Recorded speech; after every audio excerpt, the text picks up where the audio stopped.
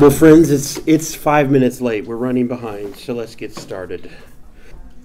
Well, welcome everybody to the sixth week. The few, the proud, the gluttons for punishment. You guys have slugged it out from Genesis, and tonight we're going to end in Revelation. So I mean, literally. What's that handout? So there should be two handouts on your table. One for a single sheet of paper that gives the reading assignments for the next 6-week period that starts on March 25th. If you have trouble counting like me, that means there's 2 weeks off to account for Katie spring break and HISD spring break, and then we're back and if you thought this was deep, we're getting philosophically deep next time. So this was kiddie pool compared to where we're going in the next 6 weeks. Second is the handout with some questions today. Also, in addition to nuts. Okay, I just realized the end of the session survey. The conserve paper I put on the back of where you're going to be taking notes and answering questions. So we'll figure that out, but. We definitely the survey only has one question. We want to know what we could improve about this. The not looking for compliments, just looking for the critical improvement. Because we're going to do this again, whether you like it or not. I'm so glad you Hopefully you liked it, but we would love to know, where did we fall short? What could be better? What ideas do you have? And so we would love to hear your input so we can tweak this and make it better. Then finally, on the very last page, oh no, never mind, that works. Okay, on the back of the first sheet, I'm sorry, there's a list of all the secondary sources that I used. There's 12 of them, and I look so much smarter because all 12 are now on my bookshelf. Again, like I shared with you at the beginning, I enjoy reading books almost as much as I enjoy owning them. Same with tools. I love using them almost as much as owning them. I will say one thing about these 12 resources: they are great. They're perfect for what this study ends up being, but they're not what I would call safe. And what I mean by that is, some of these are very academic. They're going to disagree with some of your beliefs. Whatever your beliefs are about Jesus, about Christianity, about the inerrancy of the Bible, some of these are going to disagree with that. I would proceed with caution and with a firm foundation and with a grain of salt before embarking on some of these sources. Even Faith, Hope, and Poetry by Malcolm Guite, he is the sold out believer in Jesus, and an Episcopalian priest. So to you, a primarily Baptist audience, there's going to be some sources of disagreement with there. I say that with some amount of surprise. Everyone but Keith will disagree with him. I'm a Reformed Baptist guy. That's quite that we accept all peoples of all cloth, all faiths. And then the last thing is a calendar. The very last page on the back of your packet is a calendar of what Imago's doing in the next couple months. So as you notice all the commotion of the evening, we're going to be having people turning in their art for the art show. And so you might see some new faces and stuff, and Leanne and Andy are going to be busy moving things around. But that will be awesome because it will mean the art is arriving.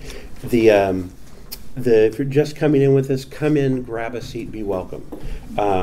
The art show, we'll go through the calendar a little bit at the end, but the art show opens on the 28th, on the 22nd, and then our reception, which we hopefully all of you we'd love to have you at, for the artists so people can meet the artists, is happening on March 28th, which is a Saturday night.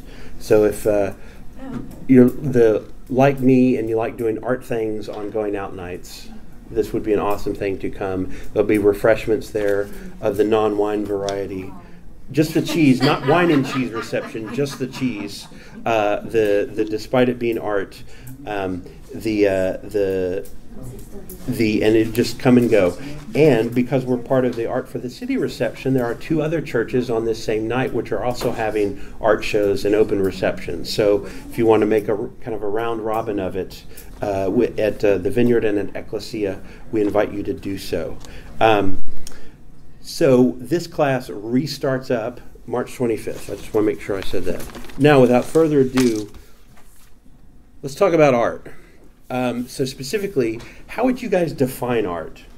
So that's the first question on your sheet, and I actually want you to take maybe a minute or 2 and kind of think about it, and then talk about it. I'm going to be wild and crazy and use a dry erase board and come up with a group definition of art, a working definition.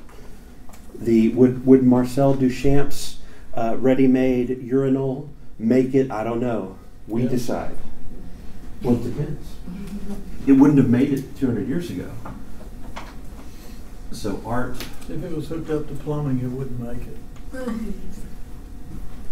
The fact that it was absolutely useless makes it. Makes it up. Yeah, very true. So we're gonna, while you're thinking about that, I'm going to tell you a little bit about the picture you're looking at. So anybody notice anything odd about the slide? Anything odd? There's one thing that should be if you notice it, it'll be a glaring oddity about the slide.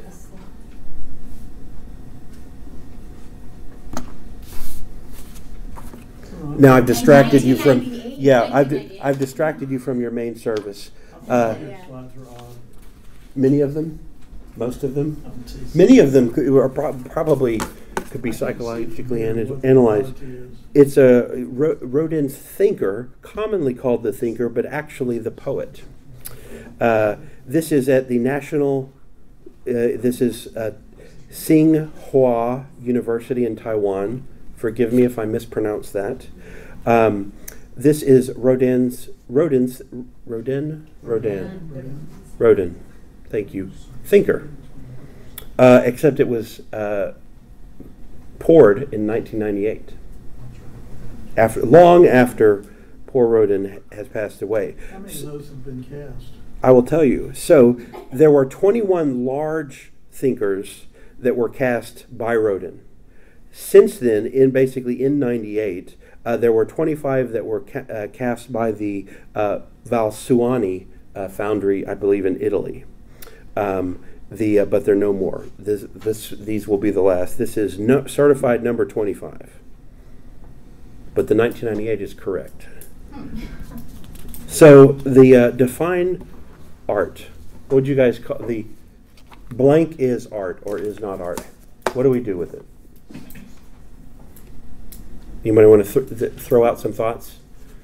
So art is a thing, maybe, or an idea.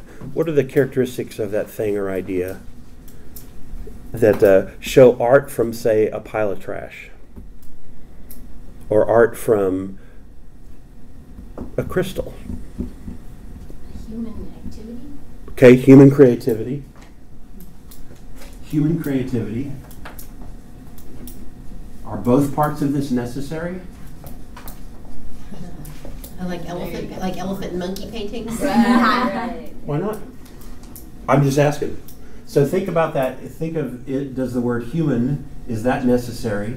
Creativity seems kind of necessary. Imagination, maybe? Product of the imagination? Am I getting some nods? Okay, what else? Try to convey an idea. Uh-huh. Like that? M-A-G. Imagination / idea. Because those are sort of two sides of the same coin, at least the way I define them both. What else? I don't know if this is like too a little off base, but I think I had an interesting conversation about just art in general, and then something was more craft, and they were like, "Was that art?" And I said, "Well, it's craftsmanship. It took a lot of skill. It took knowledge." So something of that sort. Come on in, interrupt. It's quite all right. You're only if you have art with you. All right, we'll let them pass. So the skill. art versus craft. Any thoughts on that? Skill, technique. Wait. Cue. Expertise. Art versus craft, worth getting into. What I think about is it has to have meaning. Like there has to be some Meaning. type of meaning making behind it. I think. Some purpose. Conscious decision. Yeah. Yeah. Meaning making. So, when Eric Reed, the fabulous founder of Imago, we were talking about this yesterday morning, and he asked the question, which I didn't have an answer for: does human intent matter? So if I'm carrying paint to the canvas and I trip and fall and it just splatters, oh, that's got some aesthetic appeal. We'll keep that. Does that matter? So does intent matter? Meaning making sounds rather intentional. Unless, of course, it's a piece about accidents, then in which case tripping unintentionally is the intention. That becomes performance art. Then it becomes performance art, absolutely. Come on in if you bring in art or like art. No worries. That might be your argument between craft and art, is that the craft is something that is made for an aesthetic reason, or in that case you made the art for an aesthetic reason, so it didn't matter if you just threw it on, or if it was intentional and had to make a statement, maybe it was about the performance. Then he really did just accidentally drop the paint, he needs to get another canvas. I tend to think of these things in terms of usefulness or utility, kind of like what you're saying. So crafts tend to be useful, and art tends to not be. I mean, a nice, well-coated oil painting would keep rain off your head. Ooh, not useful. I like to think of art, and this may seem a little weird, I kind of think of art like a baby. Totally useless. Like a baby doesn't have value because of its potential productivity to society. Some babies never become productive. The two members of society, and yet they're still valuable. Now, art does not have the same value as a baby, but it's kind of useless and valuable at the same time, like a baby. Okay, that works for me. I think somewhere in there, just about anything we could come across would work. Was there a good insight? You have to share it with the crowd. Well, in college we went through this all the time for teaching art, and they said if you boil it down, it was the expression of the human experience in visual form. I like that expression of the human Expression of- experience. I mean, As good as you'll find. I mean, that's simple.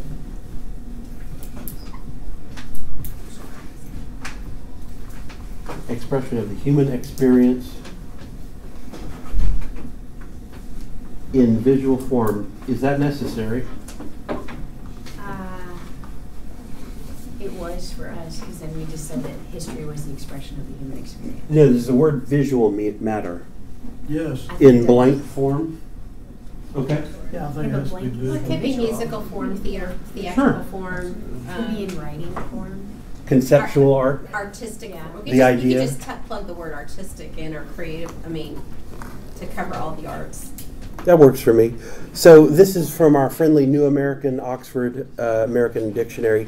The expression or application of human creative skill and imagination, producing works to be appreciated primarily for their beauty or emotional power. Agree or disagree? That's what the dictionary gave out. So look at these images. What's art? What isn't? Just take it in for a moment. Let's start right-hand corner, and then we'll just work in a clockwise. Anybody recognize what that is? A desert rose, Oh, yeah, I'm still right. gypsum, carved by the wind, very pretty. Totally unintentional. Beautiful. No human creativity whatsoever. It's not art. It's not art. Okay, moving up, top. What about the person who photographs it, though? Excellent point. So the photograph of the gypsum, But he was asking about the gypsum, not the photograph. that's true. I'm here to put a wrench in the monkey works. No, absolutely. The photo, I think, would absolutely qualify by our definition of art. I think it absolutely would. So, but The work itself. let's talk about the work itself for the top. But that's an excellent distinction. Anybody recognize that? What's it look like to you? That's Andy Golt's work, isn't it? Huh? On the top. The one at the top, the forest scene with piles of stuff. And those were intentionally put there by the artist, right? Oh, I'm going to tell you. I'm just asking. Do you already know what it is? Yeah. That was kind of a rhetorical question. Just tell me. Does it Yes. look like art or not? And then I'll tell you about it. Yes. Yeah. Anybody say no? I do. Okay. Do you know what it is? It looks like someone's getting ready to cook. So it's a bird's nest. Okay. It's a nest of a bird called a bowerbird in Papua New Guinea. They do this. This is part of their mating ritual. They pile colorful things, whether it's elephant dung or pieces of plastic. They just do this. It's utterly amazing. An actual bird does A bird does this. That's interesting because I saw an artist that did something just Like like that. that. Created art just like that. Yeah, it's amazing to me. So if you take out the human part, Keith Big. now maybe this all comes down to ornithology, neuroscience. I don't know, but it looks a lot like art if I took out the human part. Yeah, it looks like a well-known nature artist. Land art, Yeah, Andy Goldsworth. absolutely. He loves piles of stuff. I was gonna say that's Guy's exactly who I become a thought it was. millionaire off of piles of stuff. Right. Yes. And he can pile it better than anybody else. Yes, sir. Top left corner. Art, not art. No. No. Do you know what it is? The box that says Brillo. The box that says Brillo. Warhol, right? Yeah. Andy Warhol, Brillo But boxes. Andy Warhol was not an artist. He was a personality. An arguable point. But it's graphic art, commercial art. I mean, Sure. if that had been a graphic, we didn't know whose that was. I thought we were staying within fine art. You were just saying art. Is it art or is it not? However we define Would you say the art cars were art? Yes. I think it's. I'm going to remain neutral. Is there a difference between the actual Brillo box, which held a Brillo pad, and the completely never used box that Andy Warhol painted? So this is not the actual thing you bought at the store. Right. He basically made something to look exactly like it and said, Right. "Now this is art," because he was all about this. And this was his genius. Nobody had really, to my knowledge, done that before him. This was start of top art. Uh-huh. Basically. Okay, bottom left corner, art, not art. Definitely art. Okay.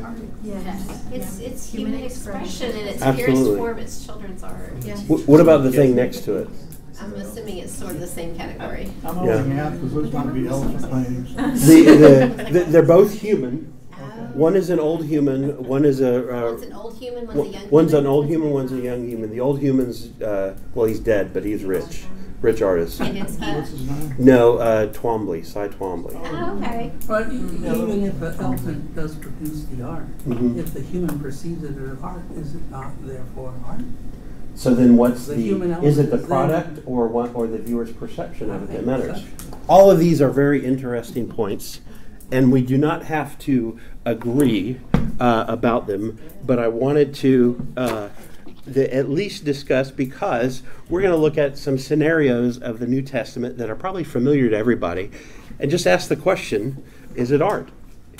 And now, when we ask that question about things in the New Testament, it's a loaded question. So I want to be specific about, we're not saying it's only art. We're just asking, is it also art? A miracle is still a miracle.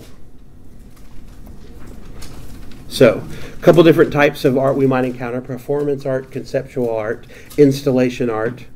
These are not your typical sculpture on a pedestal. And the definitions kind of aren't that important because we got our working definition of art, so we're good. So let's look at art in the New Testament.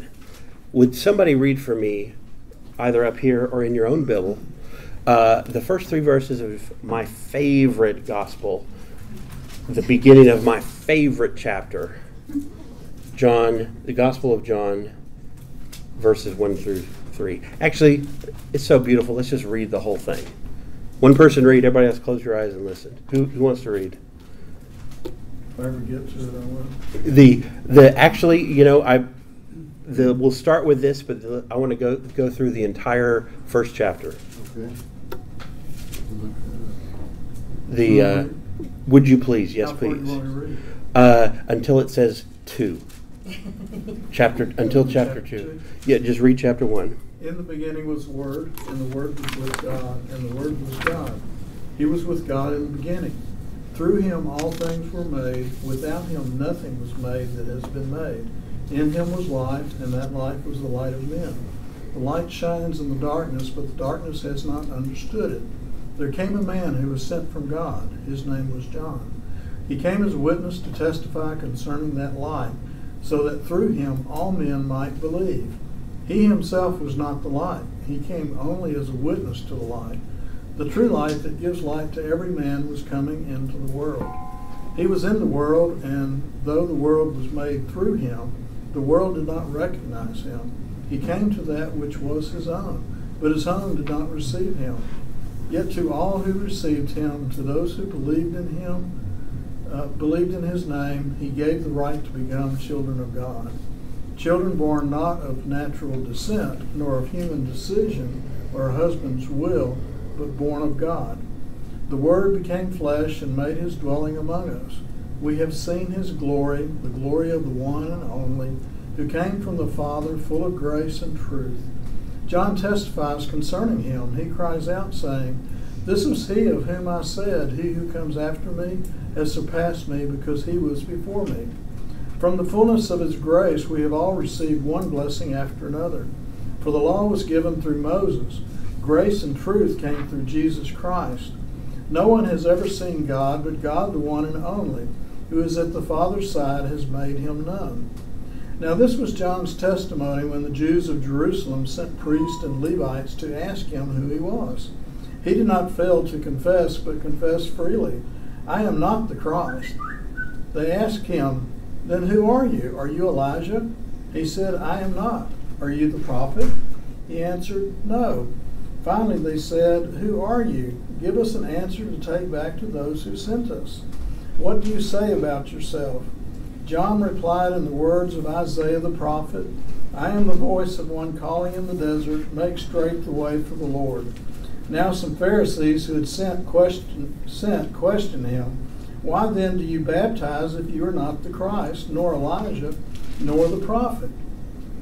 "I baptize with water," John replied, "but among you stands one you do not know. He is the one who comes after me, the thongs of whose sandals I am not worthy to untie." This all happened at Bethany on the other side of the Jordan, where John was baptizing.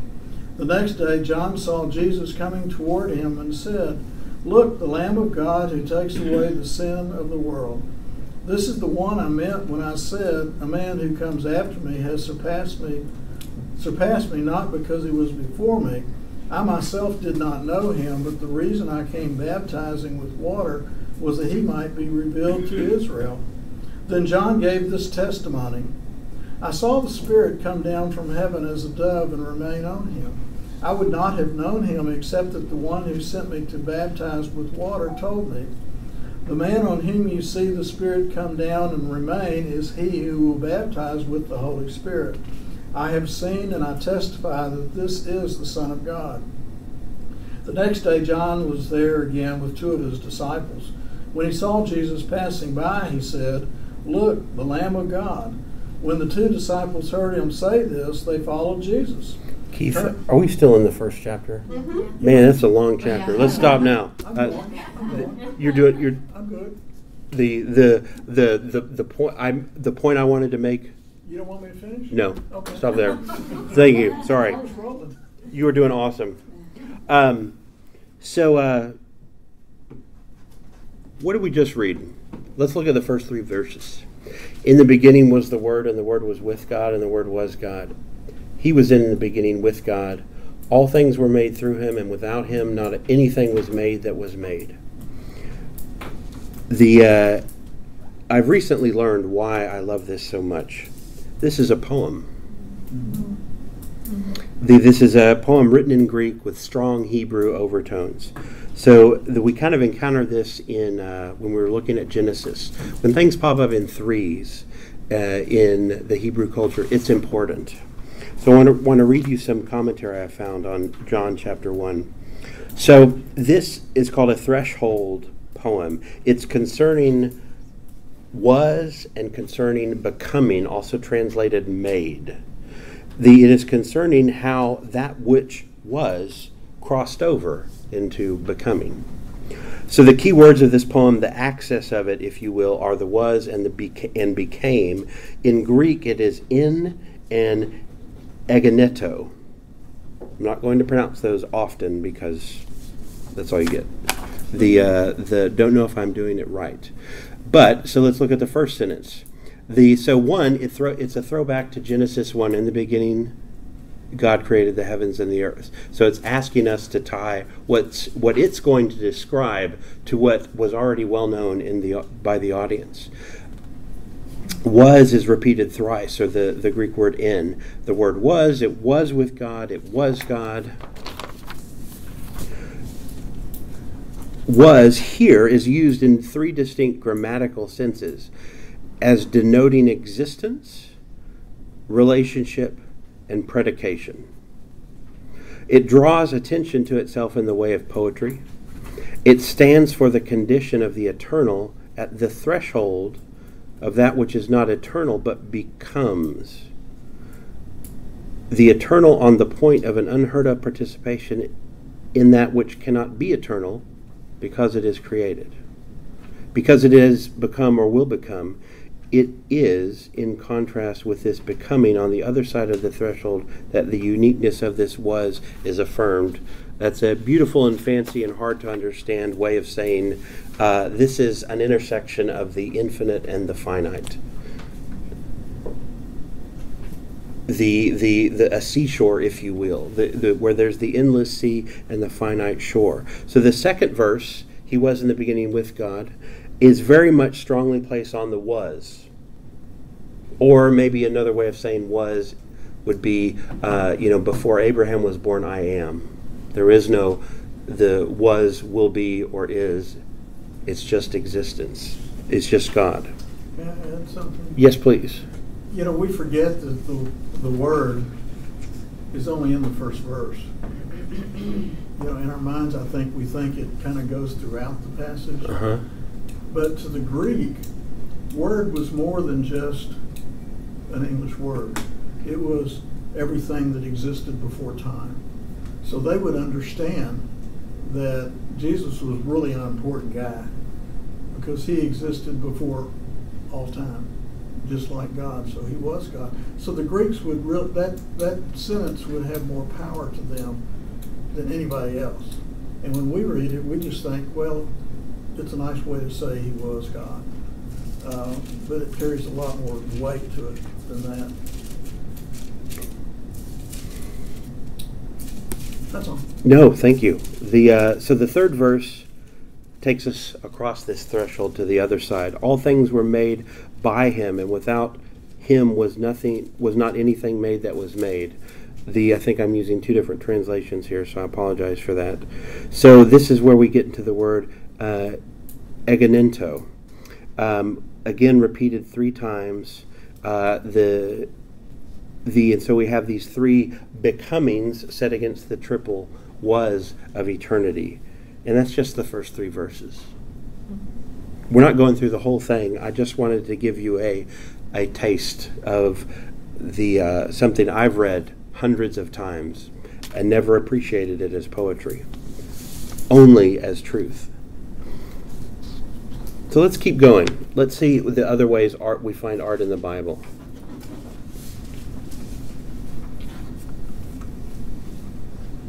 So the Song of Mary.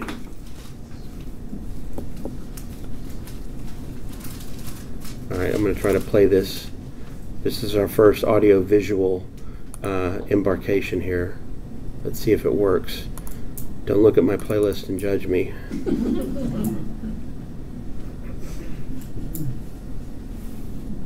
Oh, hold on.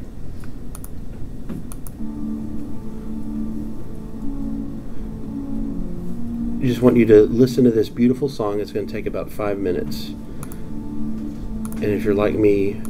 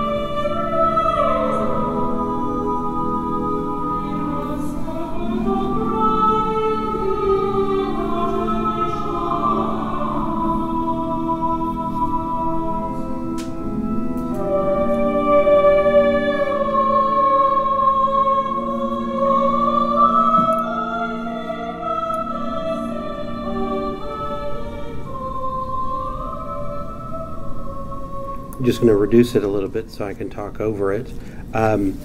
So we jumped from John to Luke chapter 1. So this is called the Song of Mary, also called the Magnificat. This is one of the 8 most ancient Christian hymns. It's recorded in our Bible. Believe first century Christians sang this. Of course, not the English version. Its name, the Magnificat, comes from the first word of the Latin version of the Canticles text. So anybody know the scene here, the visitation? So Mary's pregnant. She comes to visit her cousin Elizabeth, who is also pregnant with John the Baptist. And when Mary comes in and greets Elizabeth after the words have left her mouth, John the Baptist jumps for joy within Elizabeth's womb. Elizabeth praises her for her faith, and then Mary sings this song. In the text, it's spontaneous. One of the reasons art is so important is it's just a natural response to God. Not every time, not in every person. When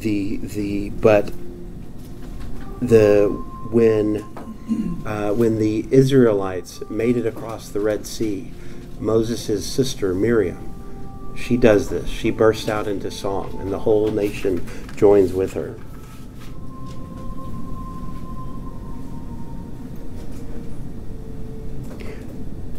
I was trial today, Mm-hmm. and someone was being sued for a lot of money, and the response of this one person, she brought a hymnal, and she was gonna sing, I mean, in her heart she was reading songs, church songs in response during this time of she didn't know she was gonna be having to pay a lot of money. Wow. And I was just impressed with that. It happens to people respond to something. We're going to see later. It's always interesting what we go to in times of great stress and agony. We're going to see that happen later. So thank you for indulging me on our audio-visual experience. Okay. So let's jump ahead now back to John. Going to move all ahead to John chapter 2. Would somebody read for me verses 1 through 9? We're in a wedding now. 1 through where? 9? Verses 1 through 9. On the third day, a wedding took place at Cana in Galilee. Jesus' mother was there, and Jesus and his disciples had also been invited to the wedding. When the wine was gone, Jesus' mother said to him, "They have no more wine." "Dear woman, why do you involve me?" Jesus replied. "My time has not yet come." His mother said to the servants, "Do whatever he tells you." Nearby stood 6 stone water jars, the kind used by the Jews for ceremonial washing, each holding from 20 to 30 gallons. Jesus said to the servants, "Fill the jars with water," so they filled them to the brim. And then he told them, "Now draw some out and take it to the master of the banquet." They did so, and the master of the banquet tasted the water that had been turned into wine. He did not realize where it had come from, though the servants he had drawn from the water knew. He then called the bridegroom aside and said, "Everyone brings out the choice wine first, and then the cheaper wine after the guests have had too much to drink, but you have saved the best till now." Oops, I read too far, sorry. No, that's quite all right. Perfect. So, first miracle, the wedding at Cana. The incredible theological symbolism going on now. The wash basin water turned into incredible wine. The blood of Christ symbolizing the water of his future baptism, or our future baptism. I mean, there's just layer upon layer upon layer. And another way of looking at this, I submit to you, would be that Christ is behaving a bit like an artist here. Or at least he had to make artistic choices. Assuming, of course, that you believe that someone who makes good wine is an artist. We call them vintners. So, you can buy a bottle of wine for $10. You can buy a bottle of wine for $100. You can buy a bottle of wine for $1,000. Many would claim there's an artistic difference between those. So there's no such thing as just good wine. Like good water, pure water. There's a thing is that there's one kind of pure water, 100% pure, probably the reverse osmosis distillation process, super filtered to take out all the bacteria. You can define pure water, but there's all kinds of good wine. There's good red wine. There's good white wine. I don't believe in good blush wine, but that some people might believe in that. So he had to do a couple of things here. He had to choose what kind of good wine he was going to make. How much of this flavor, how much of this color, how much of this aroma to add. Was it red or white? I don't know. I kind of always assumed it was red, but it doesn't have to be. So he's making rather artistic choices here. And so I submit to you that this is also, in addition to his first miracle, in addition to him symbolizing his sacrifice and our future baptism in his blood, in the water of life, as it were, this is also him making art. Any thoughts on that? Ever thought about it like that? kind of makes sense to me. What you're looking at is in the Louvre, Paolo Veronese, from 1563, a boisterous affair, the wedding at Cana he imagines was, and the wine's just kind of going on in the background. Really only the servants know the full story. So let us jump ahead in John. Fast forward to John chapter 12, verses 1 through 8. Would anyone like to read that for me?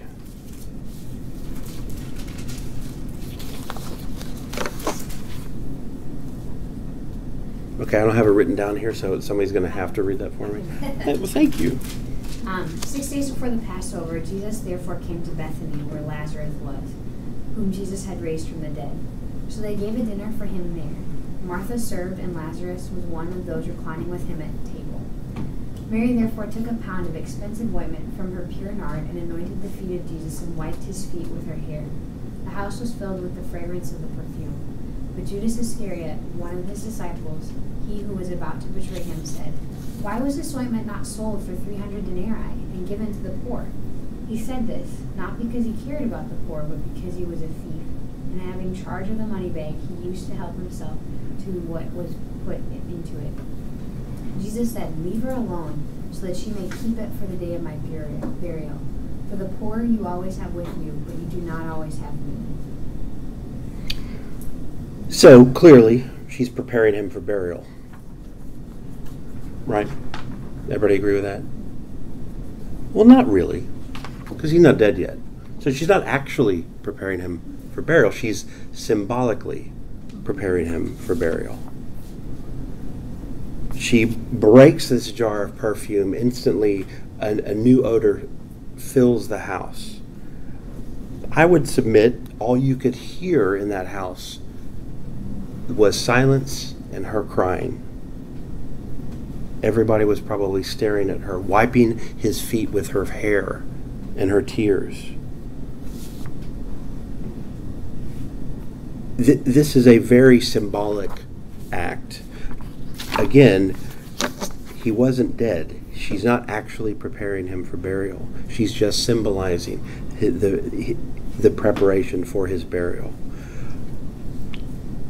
I would submit to you that because it is a symbolic preparation for burial, it smacks a lot of art. Leanne. What is I just don't know. What is the background? Was it just she was kneeling down and she didn't have a towel? What is the significance of the hair on the feet? Am I reading too much into it? No, specifically, I don't know. I would be curious about that. I know, I can tell you more about the nard. It's probably a year's worth of wages. It's probably her dowry. It seems to me that it was all intentional rather than she's like walking through the house with the nard, trips and falls. Oh my gosh, the Savior's feet are covered in nard. I gotta get this off him. All I've got is my hair. I don't think it was that. It seems more. Weren't the women supposed to have their hair up, and if they were down, they were considered prostitute? I think it was in a sense of abandonment. I mean, just not really caring, just so focused on an expression of abandonment is kind of how I've always heard it. It's along with the fact, the extravagance, which is what they're all criticizing. And she left the dishes stacking up in the sink. Yeah. Mm-hmm. Plus, there's something about a man's feet too. There's all. That's kind of in these days when horses roamed the streets and dumped everywhere. Yeah, feet were nasty. Yeah, and. Absolutely. The New Testament itself says a woman's hair is her glory. So, taking her glory and wiping it, wiping horse crap off his feet is incredible act of love and service. Any other thoughts on that or questions? Food for thought. You do not have to agree with the yarns I'm spinning. I just want you to think about it in an additional way. John, I liked your comment on the Song of Mary being a spontaneous praise or whatever. This is sort of similar to me. It's almost like another, when you're in the presence of the Lord, there's a spontaneous sort of, can't help, maybe I'm just...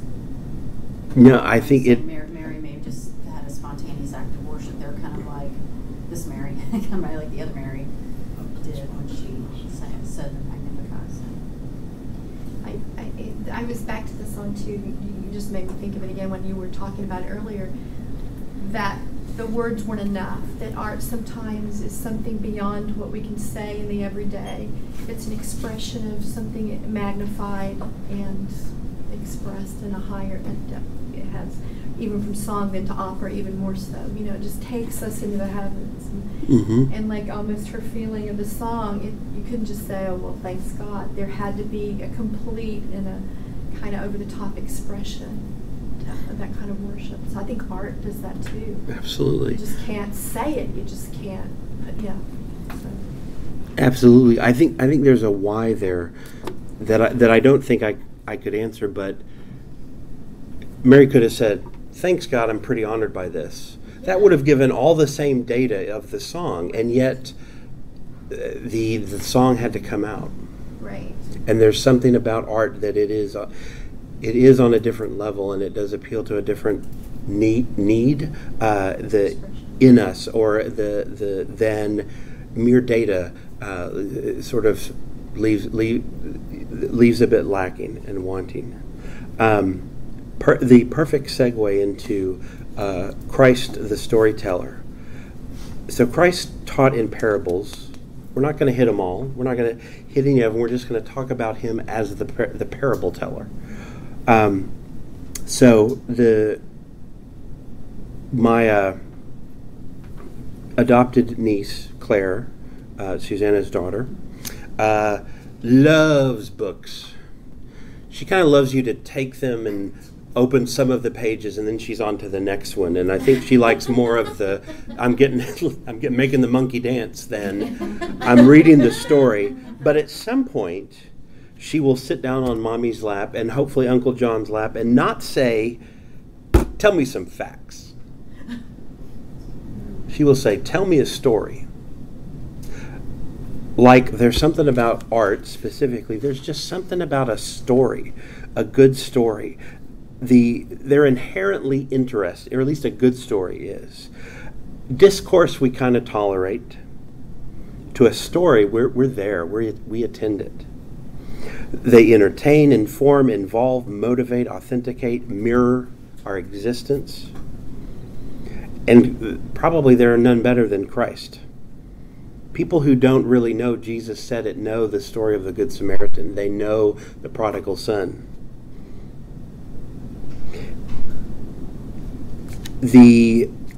But he told parables, not just stories. So what's a parable? Anybody got a definition? Not to get up on the dry erase board again, but how is a parable different from a story? As an example to illustrate a concept or a character, perhaps, or it's a parable. Mm-hmm. Story just as a story. Make a point. Maybe convince you of something. Also, parable's not always a true story. Right. If he says there was a man, that's probably not a real man. He's just making a point. Some people disagree with me, but I've studied him quite extensively. That's probably just how you started a parable or a story in those days. Yeah. Like once upon a time. Oh, really? What time was that time? No, it's just how you start a story. Shut up and let Jesus finish. Yeah. It also has a lot of symbolism because he starts off most of them with the kingdom of heaven is like. It's like lots of symbolism. Absolutely. So it's not just a story. There's kind of a point to it. It's not just reminiscing of a happening. So to be a storyteller, to tell these parables. So the one I want to throw out there, like we were, I'm sorry, I don't know your name. What is your name? Cindy. Cindy, I'm John. How are you? Nice to meet you, Cindy. So like you brought up, like just saying, thanks God, I'm honored, would not have been the same thing as this song that had to come out. There's a reason there. I don't fully understand it, and yet I get it. There's a reason Christ told truth in the form of parable. he didn't just say, if your son gets into drugs and runs away and then comes back, you should forgive him because God loves you like that. Like he didn't just give the facts, he wove a good yarn.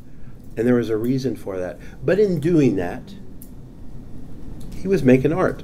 There's some significant artistic decisions. So he wasn't just writing this, he was telling people. So he had to not only design the story, pick the players, the subjects, the verbs. He had to decide, what kind of inflection am I going to use? What am I going to emphasize? When am I going to get quiet? When am I going to pause and let people think? What am I going to do with my hands? How am I going to stand? Like, these are performance decisions. And he was a pretty well thought out guy. I don't think he just said, I'm just going to start talking. Let's see, Ushnu. Let's see what comes out. I think he made I would say it is highly probable he made these decisions. Because he told these stories with intent. He wanted to convince you that they were right, that the behavior that they encouraged was, in fact, the right way of being.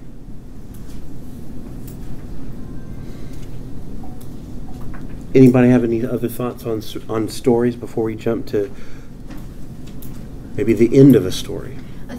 A story is a way around it to engage. I don't know if I can say it, a roundabout way to engage someone in the meaning of a principle without nailing them. Mm-hmm. Like, because people can't, but they can be pulled into a story and identify. Absolutely. And it's a very disarming way to, oh, that's me. So, and art does that. It kind of massages the heart to hear what the Spirit is saying. And I think maybe he did that too. And there were those who still didn't get the parables. And I think maybe that was, it took sometimes the Spirit of God to give the meaning. So, you're not getting it. There is a form of sermon that's called the narrative sermon, which is exactly that. You're telling a story and you make a point and people don't realize they're getting this point. They're just drawn to the story, and it gets really quiet when you're a really good narrative preacher. Right, absolutely. So before you is the feast at the house of Simon the leper. We've got Mary there at Christ's feet. I love this painting because it We're still in I'm glad you're enjoying it. Well, come gather around. Sorry. Sounds good. Nope. Okay, hold on. What are we done here? Gotta love technology. Okay, apparently I have 3 PowerPoints open. And that'll do it. That's nice. Now down to 1. Okay. There we go. There we go. That's the painting. So Mary, feet and hair situation. Guess who Judas is? I love this painting. One scowling. It's like there are all these black arrows like pointing at this one guy. I just assume that's the guy. So we talked about Christ the storyteller. The Marsha's not here. She would have loved this slide. So the Lindisfarne Gospels. This is one page from a book that's was written in the 700s. It's just the New Testament. You can see the page in the lower right-hand corner, and I just blew it up because you have to see the detail of these monks. That's from Holy Island in England. Mm-hmm. I visited there, and I bought their prayer book with their drawings in It's amazing. Yeah, it's jaw-dropping. It was high def before, there was high def. So let's revisit Mr. Warhol, or at least the subject of his painting. Without getting too much into the interpretation of Warhol, let's go to the Last Supper. So Last Supper, Christ takes, it's recorded in, I believe, 3 of the 4 Gospels. Christ takes the bread and water. So this is my body broken for you. Do this in memory of me. Takes the bread, passes out the wine, and that's our communion. But as we've started in Genesis, the bread and wine here have a history. There is a storied history. We first encountered bread in the curse.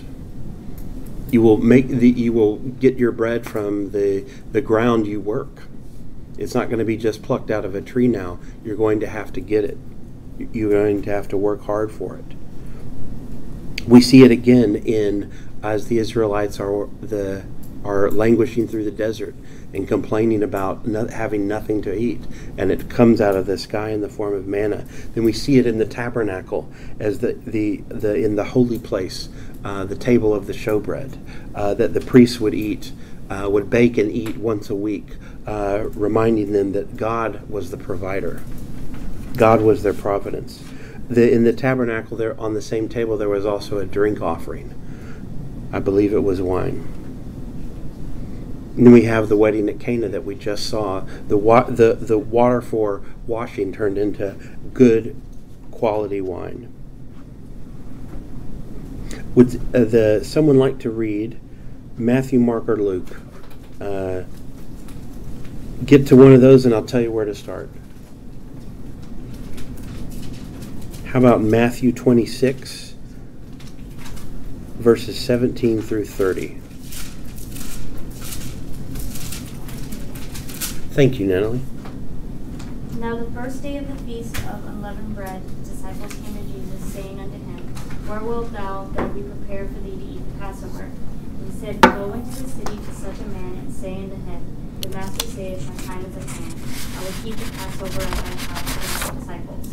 And the disciples did as Jesus had appointed them, and they made ready the Passover.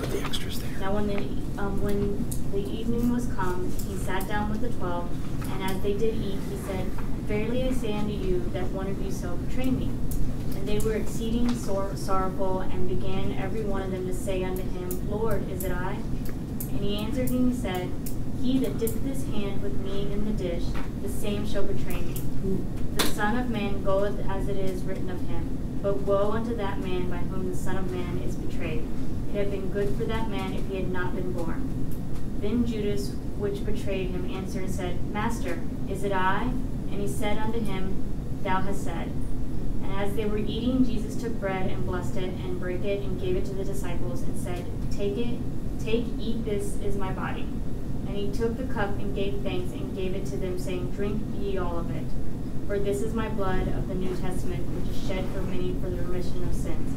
But I say unto you, I will not drink henceforth of this fruit of the vine, until that day when I drink it new with you in my Father's kingdom.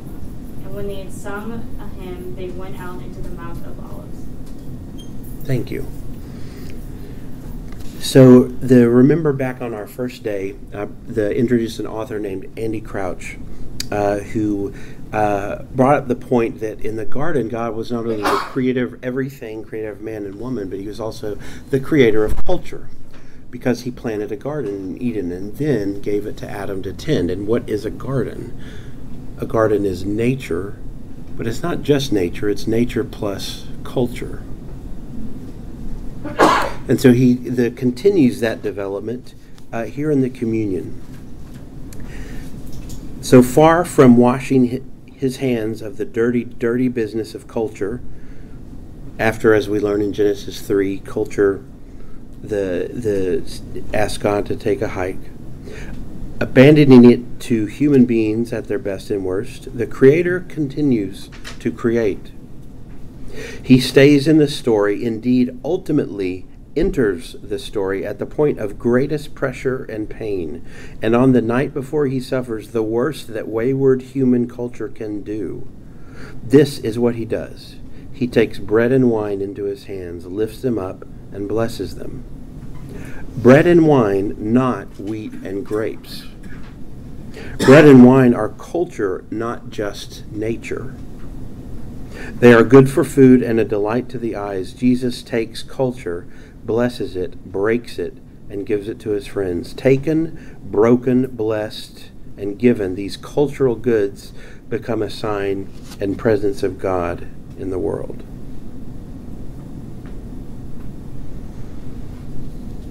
I've never looked at communion in that light and what it says of culture. It would kind of make of human culture and it being one of God's gifts to us. It would kind of make sense to me if communion was just about grapes and wheat. I kind of get that, fruit of in its natural state, but it's not. It's not what he chose. He chose fruit that human hands have been involved with, and wheat that human hands have gotten into. And that was his symbol for his body and his blood.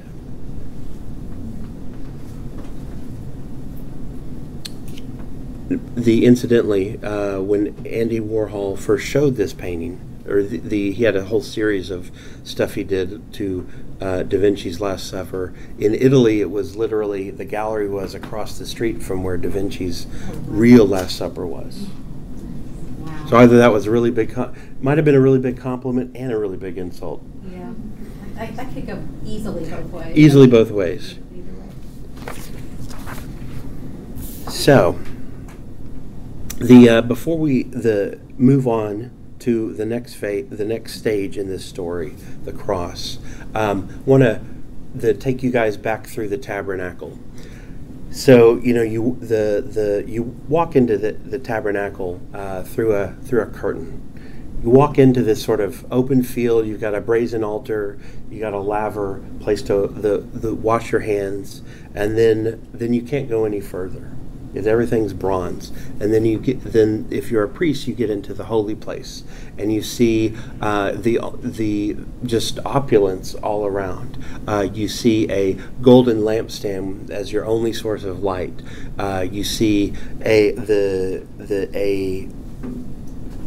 table of the showbread that the priests are supposed to eat. You see the drink offering. You see the curtain, the veil that separates you from God, you from the holiest of the Holy of Holies.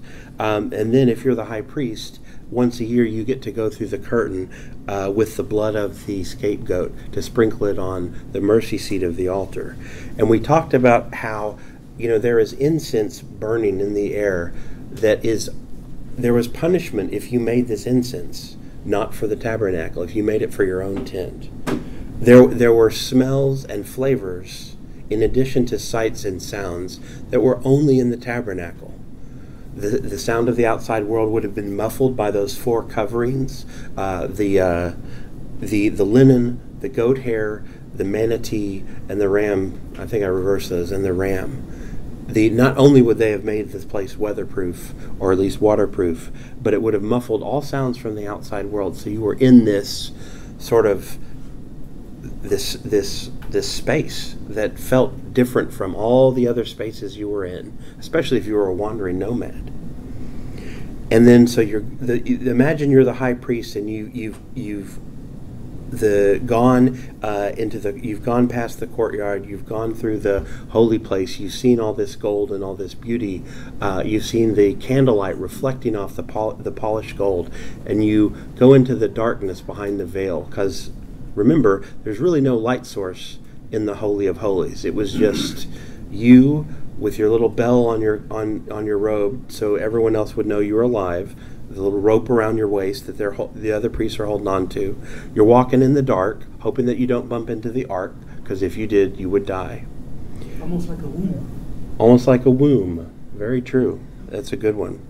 Almost like a womb. And what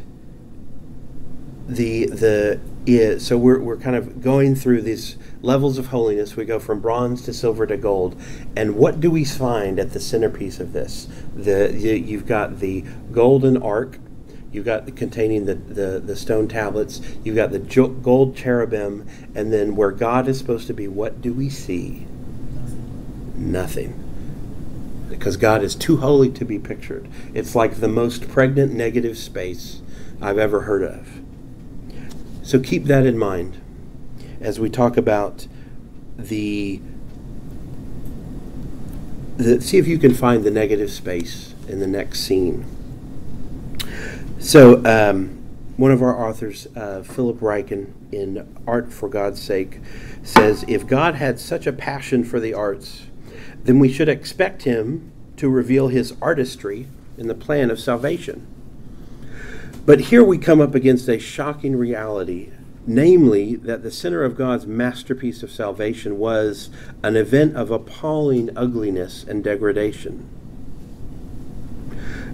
This masterpiece was the cross where Christ was crucified for sin, and there was nothing beautiful about it, at least not in physical terms. The crucifixion was an ugly, ugly obscenity. God sent his Son to be our Savior. That was the play. But what God sent him to do was grotesque. How can we explain this? How would the God of all glory and beauty do something so ugly and then make us look to it for our salvation? This cross screams against all the sensibilities of his divine aesthetic. Yeah, but art doesn't have to always be beautiful. It's kind of an anticlimax to me. It's definitely the opposite of what you would expect as you're walking through the beautiful bronze, the beautiful silver, the beautiful gold, to something diamond, platinum, no, into nothing. Would someone read for me the first Matthew 27:46? Christ is on the cross, and what does he do in his time of anguish? We kind of talked about this last time, so don't cheat. 27:46? 27:46, yes please. About the 9th hour, Jesus cried out in a loud voice, Eloi, Eloi, lama. Yeah, you would give this to me. Yes, ma'am. Which means, my God, why have you forsaken me? You know, all the times that I've read that until recently, I mean, yes, he felt forsaken by God. I totally get that. But there's more to it. Do you know what he was doing here? We kind of threw this out briefly last time. Isn't it a psalm? Yeah. Anybody want to read Psalm 22 for me?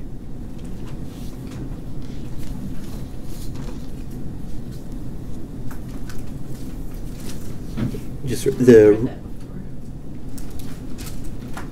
My God, why have you abandoned me? Where you sit far away when I run for help. Mm-hmm. He's quoting a cultural poem of his people. In the most dour, most agonizing, the point in his human existence so far, he's quoting a poem.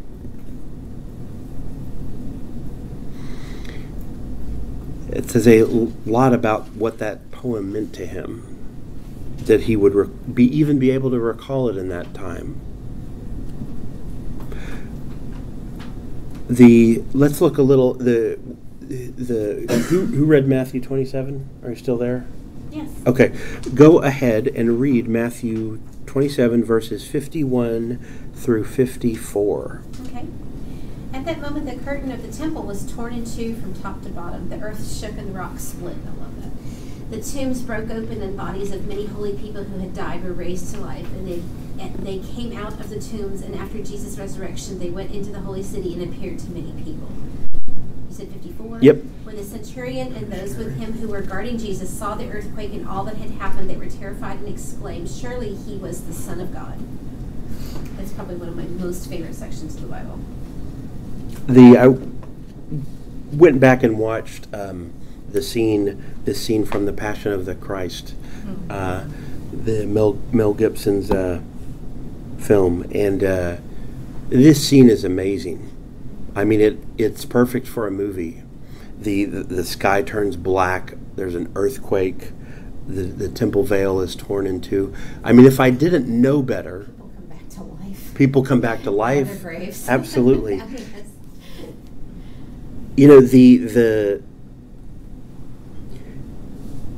taking a step back from what this means to my faith. If someone just described this scene, and I didn't know anything about the figure of Christ or the existence of God, and this is what happened in this scene.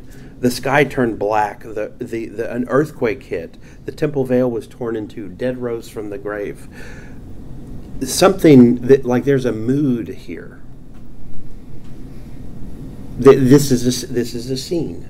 Like, this is you would get that something important just happened because of the lighting, because of the props. There were aesthetic choices that went into this day. I think you can disagree with me. I don't mean to take away. As opposed to just presenting the facts like you were arguing earlier. Right. Just the straightforward. Right. Did it really, I mean. Did we really have to go to this is Christ, to make the point? Yes, exactly. Is his sacrifice diminished if there wasn't an earthquake, if the sun still shone? I mean, clouds in the sky does not, limit me from my salvation. But maybe it wasn't enough to just have the act. Maybe this was the personification of creation, the groaning and aching of creation. Even having it on top of a hill and just all the details. Mm-hmm. The connection of the symbolism with the tabernacle, the veil being rent, and then absolutely. Flesh, which is the veil. I love that. So the veil tearing, just to remind everybody. Didn't she say it was like 4? So it's 4 inches thick, according to the Talmud. It is separated the holy place from the Holy of Holies where the ark was. Only the priest could go past it. So nobody was supposed to see what was through this veil. Yeah, it's incredibly thick. Probably only an earthquake could tear it. I want to throw this out as a piece of performance art, as one way of looking at it. My reason for this is, again, this veil wasn't the actual barrier between God and man. The actual barrier was spiritual. It was very real. It was just spiritual. This tearing of the veil was purely symbolic. Christ's sacrifice and the soon-to-happen resurrection would not have been null and void had the veil not torn. This was just sort of gravy. This was something else. This was just symbolic. Powerful and symbolic, especially if you were the priest on duty there. I mean,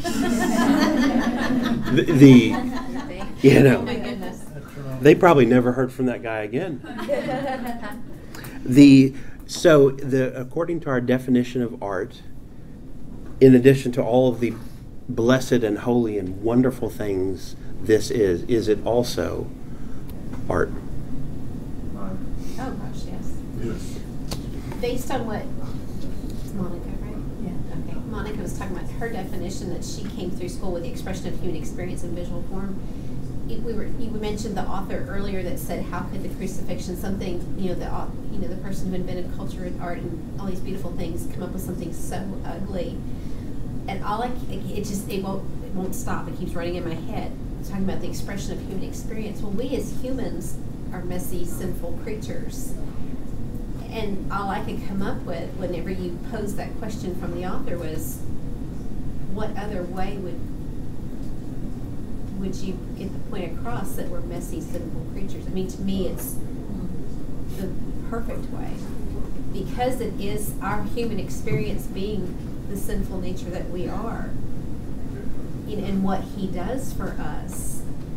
I mean, in a, you might say, a very dramatic fashion. Yeah. I mean, it can be argued, but I think it would have to be ugly. I can't see there be any pretty way to deal with what would happen to us after the fall. Yeah, nothing is uglier than sin. Mm-hmm. No, and that's what I think. To me, it's it was the visual embodiment of what God saw us as, the sinfulness. I mean, thank you. You kind of finished what I couldn't quite get out of my mouth. I agree with you. Yeah. No, I mean, that's really, to me, it is. The cross is him bearing the sins of the world. Yeah, all of it. And there's nothing that hurts him more than our sin. Right. So and nothing is uglier to holiness than sin. So, absolutely. Yes, sir.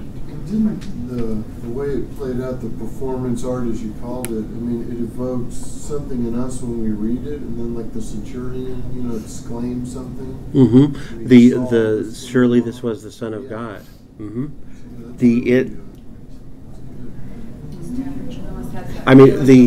It's not a play, it's truth, but then behold, it's just like you can just hear the drum beats in the background. Absolutely. It's really good. Imagine if you were the priest when that veil tore. You would have got to me, the audience for the veil tearing was not necessarily us 2,000 years away. It was the high priest of that day.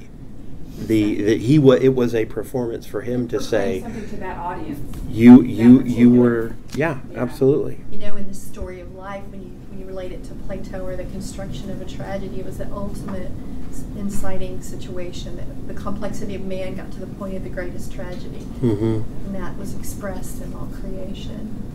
It's even constructed in the way stories are constructed, the way we relate to a story. Thank you, Cindy. But also, too, just to take the step even further, is that the ugliness of what the cross is points to the future glory and the beauty of heaven and redemption and the resurrection that is soon to come. So, to have that contrast and working with that, it really helps you see, the purpose of the ugliness is even more to keep us looking forward in that way. Well, we kind of talked about last time the anti-hero. It is the perfect anti-climax to the suffering servant, the anti-hero, who rides into Jerusalem on a donkey, not at the head of a large cavalry unit or a war horse. Yeah. So, this is one of my favorite artists, Gustave Doré, who was very prolific. One of his engravings of the entire Bible just blew up the detail. It's what you can capture with essentially. Really, this looks like three colors. It's really just one color and not that color, and that's what he had to work with. No color. Absolutely. He was a master of lighting. So, let's move on to our next scene in the story. And now we come to the negative space. The empty tomb. Wow. Would someone read Matthew 28, verse 1 through 7 for me?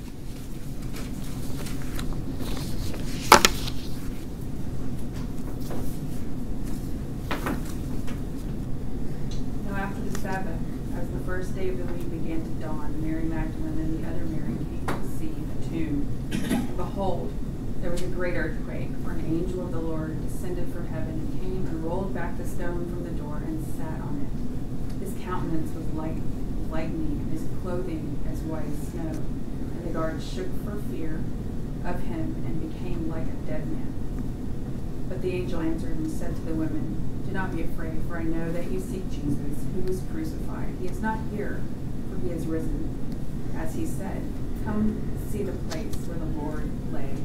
Go quickly and tell his disciples that he is risen from the dead, and indeed he is going before you into Galilee.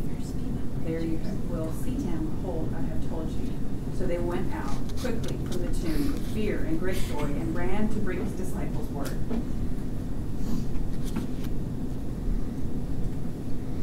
So the author, Philip Ryken, closes with, "But those ugly wounds have been transformed into glory." The hymn writer, he quotes a guy named Matthew Bridges, described it well. "Behold his hands inside, rich wounds yet visible above, in beauty glorified." Can you read that again? Yes. Behold, the whole thing? But those ugly wounds have been transformed into glory. The hymn writer Matthew Bridges described it well. "Behold his hands inside, rich wounds yet visible above, in beauty glorified." It's amazing. That is. And yet this is not the end of the art. It's not the end of the art in the New Testament. Colossians 3:16. "Let the message about the Messiah dwell richly among you, teaching and admonishing one another in all wisdom, and singing psalms, hymns, and spiritual songs with gratitude in your hearts to God." After the resurrection, the art is not over. So if there are psalms, hymns, and spiritual songs, they are psalmists, they are hymn writers, there are songwriters. If there is music to be played, there are musicians, there are instruments, There are instrument makers. Let's jump ahead to another one of my favorite books and scenes, Mars Hill. We're just going to jump into Acts for one verse and one verse only.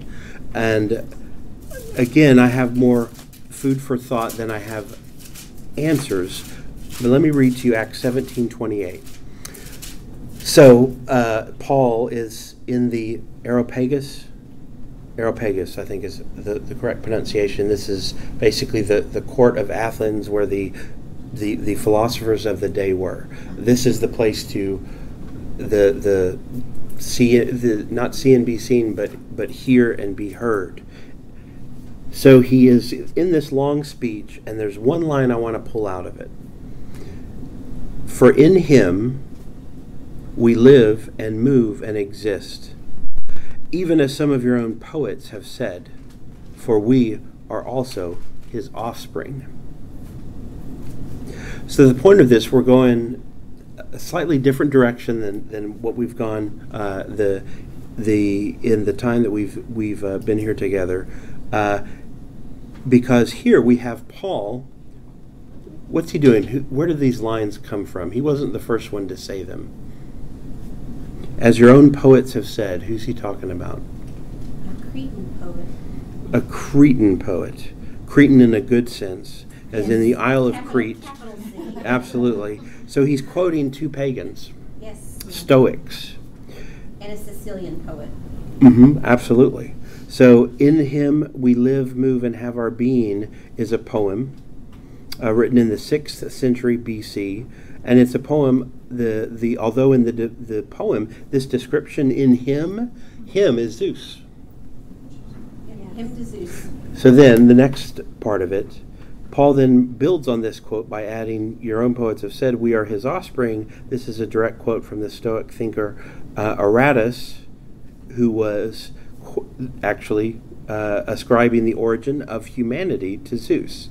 Now what Paul's kind of doing here is a great conversational piece. He's like, come on, you guys know what I'm talking about. You know, your founding document, they say this. Well, let me explain this in a slightly different way. Would you say in our day and age it's like almost like building rapport? Like making that connection with his audience? But here's where I've come with this. So there's some big ramifications here, and this is one of the questions on your handout. Okay, so we have pagan art, pagan poetry, pagan philosophy. It's then quoted by Paul, basically in an agreeable kind of way. He's not saying these things aren't true. He says them in a way to suggest he's believing with them. Now, I don't think the hymn he means is the hymn that the polytheistic the poet and philosophers thought. But he's certainly not condemning these verses. He's using them in an affirmation type of sense. So we have pagan poetry quoted by Paul, recorded in our scripture, which is what? Truth. Yep. Errant or inerrant? Inerrant. So where is the origin of this truth coming from? Pagan poetry. I'm not saying all pagan poetry is truth, but it's I just think this sequence of thinking has got me a little befuddled.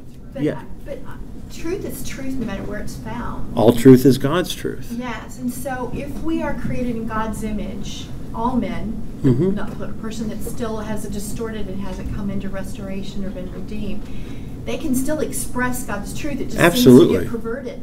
And it seems very wise of him to identify himself just like them and to point out, everything you've stumbled on is not wrong. Let me just kind of complete that there's a completion and there's a better answer to that. So I think it's brilliant. Absolutely. I like the fact that you pointed that out.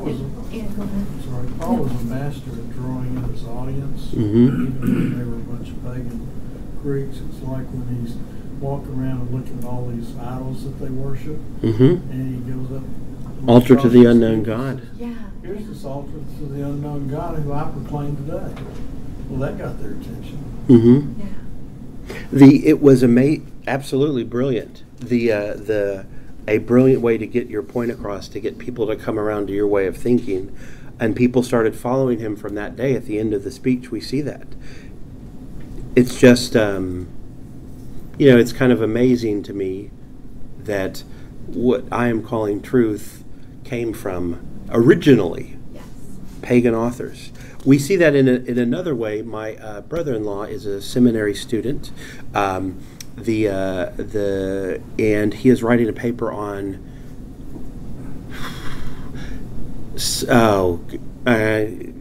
writing a real heady theological paper. But so later in the New Testament, I can't remember which book, but there's some verses about like the angel Gabriel, the angel Michael fighting Satan for the body of Moses. I think, is that in Jude? Anyway, that is a quote from the book of Enoch, which is not a canonized piece of scripture. And so we were discussing, so it's, at least that statement's true. So it's not like that book is all false. Right. So it was very interesting to see. These are not the only examples of pagan authors that being quoted in Scripture. Being canonized doesn't make it false. Do what? No, it doesn't. And I don't mean to say. You're busting categories here. But I would say, John, that Paul was a master. I looked it up. 1 Corinthians 9 is where he says, "I become all things to all people." Mm-hmm. His whole point of doing these things, and I don't know how anyone can be as good at it than Paul. Mm-hmm. To truly be, for the Jews, I was a Jew. For the Greeks, I was a Greek. But his whole point was to save. Absolutely. He had his whole purpose, and he goes into that in 1 Corinthians 9. To be all things to all people was so that they may be saved. Absolutely. So he used every tool he could come up with, and God enabled them to have that ability. Is pretty amazing. I completely agree. So we're now 2 minutes over time. So, and we're almost done. So want to say two other points, not necessarily related, about the Lordship of Christ that Francis Schaeffer makes in Art in the Bible. He says, God made the body as well as the soul, and redemption is for the whole man. When a man comes under the blood of Christ, his whole capacity as a man is refashioned. His soul is saved, yes, but so are his mind and body. The implication that I think Schaeffer is trying to make here is that his imagination, his culture, also saved. He goes on a couple pages later to say true spirituality means the lordship of Christ over the total man. If Christianity is really true, then it involves the whole man, including his intellect and creativeness. Christian art is the expression of the whole life of the whole person who is a Christian. So the last thing I want to leave you with is a little bit from Revelations. Not that one. So Revelations 15, verse 2 through 3. I also saw something like a sea of glass mixed with fire.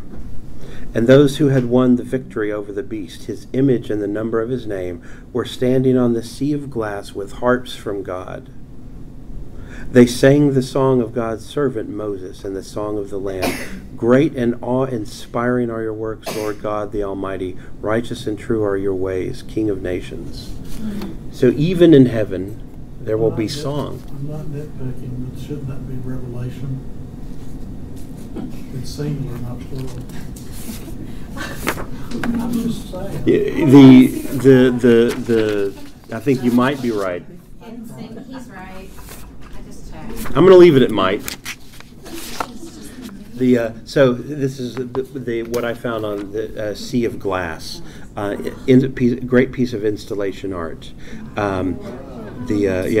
Absolutely gorgeous. What is that? It's an Italian artist, Maestrali. Not sure how you pronounce that, but it's just glass. Is the right like a? Basically a shot head on, kind of a macro shot of with a window right behind it. Wow. Yeah. It almost looks like binary or something. Yeah. Matrix. It's the all I see is Matrix when I look at this. Ruined it for me. So I want to say thank you. This has been, especially you, Keith. This has been awesome getting to. The showing up and not being the only one in the room that wanted to talk about this kind of stuff. The biblical basis for the arts. It's been awesome doing the prep and hearing your comments and getting to talk about it with you. I really hope you will come back in 3 weeks' time to the March 25th to hear Dr. Christy Williams take us into a 6-week crash course on theological aesthetics, which is basically the theology of beauty. Yeah, wow. It's going to be pretty awesome. Real quick, the 2 books that we're going to use for that class, 90% of it comes from this book, Theological Aesthetics, a Reader. And in your handout, I got it written down, the single page, 2 titles of this work as a little reminder, and also what the reading assignments are going to be. And then this one book, which I bought, and it's pretty small. You're going to have to read the whole thing for week 6. Or just show up and nod and, have read 1 page and have 1 pithy comment.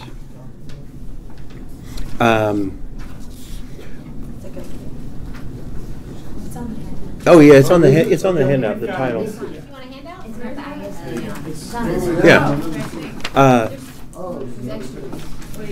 Please, I would like to pray us out, and then before you go, unless you are, having need your insulin and it's out there, go. But if you don't, the 1 page, the 1 single question survey, I would greatly love if you would answer it. What can we do to make this better? Because we want this to be the first of several courses.